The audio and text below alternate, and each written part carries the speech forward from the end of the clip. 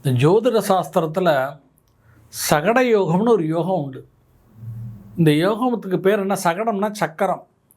இதுக்கு சகட யோகம்னு ஏன் பேருன்னா, அந்த சக்கரம் பாருங்க, மேலேருந்து சுற்றும் போது மேலேருந்து கீழே இறங்கும், அப்புறம் கீழேருந்து மேலே போகும், மறுபடியும் மேலேருந்து கீழே இறங்கும், அப்புறம் கீழேருந்து மேலே. இது மாதிரி மாறி மாறி இறக்கமும் ஏற்றமும் இறக்கமும் மாறி மாறி இருந்துகிட்டே இருக்கும். இதுக்கு இந்த யோகத்திற்கு சகட யோகம், சக்கர யோகம்னு சொல்லுவாள். இந்த யோகம் எல்லாத்துக்குமே பொருந்தும். இப்போ காலச்சக்கரம் இருக்குது, கிருதாயுகம், திரேதாயுகம், துவாபரயுகம், கலியுகம். கலியுகம் முடிஞ்சோன்னா உலகமெல்லாம் அழிஞ்சிரும். அழிஞ்சு மறுபடியும் கிருதாயுகமும் பிறந்து அப்புறம் மறுபடியும் திரேதாயுகம், துவாபரயுகம், கலியுகம், மறுபடியும் அழியும். இந்த மாதிரி யுகங்களும் பிறந்து மாறிக்கொண்டே அழிந்து கொண்டே இருக்கும். அதே மாதிரி தான் தர்மமும். தர்மம் ரொம்ப அதிகமாகும் போது அதனுடைய சலனம் ஏற்படும் பொழுது அது அதர்மத்தை நோக்கி போயிடும். அப்போ தர்மம் மேலோங்கும், மறுபடியும் அந்த தர்ம வீழ்ச்சி அடையும். தர்ம வீழ்ச்சி அடைஞ்சோன்னா மறுபடியும் அந்த தர்மம் மேலோங்கும். அது மாதிரி இதுவும் சகட யோகம்தான். அதனால் இன்றைக்கி அதர்மம் பண்ணுறவா நம்ம நன்னா இருக்கணும்னு நினச்சிட்டு சந்தோஷப்பட்டுறக்கூடாது. மறுபடியும் தர்மத்துடைய சக்கரம் மாற்றி சுற்றும். அப்படி மாற்றி சுற்றும் போது இந்த அதர்மம் பண்ணவாலாம் அப்போ பாதிக்கப்படுவா.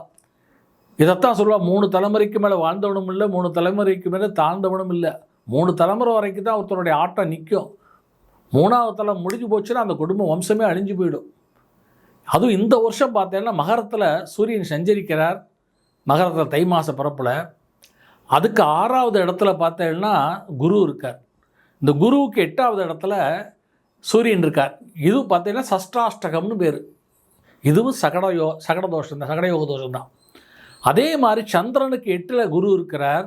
ஏன்னா வருஷம் பிறக்கும்போது சந்திரன் விருச்சிக ராசியில் கேட்ட நட்சத்திரம் சந்திரிக்கிறார். அப்போ பார்த்தேன்னா குரு சந்திரனுக்கு 8ல் இருக்கார், குருவுக்கு சந்திரன் 6ல் இருக்கார். இதுக்கும் சகட யோகம்னு பேர். பொதுவாக குரு சந்திரனை வச்சு தான் சகட யோகம்னு சொல்லுவாள். இதுக்கு சஷ்டாஷ்டக தோஷம்னு பேர். இந்த வருஷம் பாருங்கோ, இதுவரைக்கும் அதர்மம் பண்ணவாலாம் இனிமே தர்மத்தினால் தண்டிக்கப்படுவார்கள் அப்படிங்கிறதான் அந்த தை மாத பிறப்பினுடைய இந்த வருஷம் பலன். அதனால் இதுவரைக்கும் அதர்மம் பண்ணவாலாம் இனிமேல் அமைதியாகிடுங்கோ. இனிமே காலபுருஷன்ட்ட யாரும் தப்பிக்க முடியாது. காலபுருஷன் யாராக இருந்தாலும் சரி தண்டித்தே தீர்வான் அதர்மம் பண்ணவாள. அது இந்த வருஷம் தண்டனை. அது உலகளாவில் அரசியலாக இருந்தாலும் சரி, அல்லது ஒரு நாடு குறிப்பிட்ட அரசியலாக இருந்தாலும் சரி, அல்லது தனிப்பட்ட குடும்பமாக இருந்தாலும் சரி, எல்லோரும் காலபுருஷனால் அதர்மவான்கள் தண்டிக்கப்படுவதும் தர்மவான்கள் உயர்வதும் இவரிடத்தில் நடக்கும்.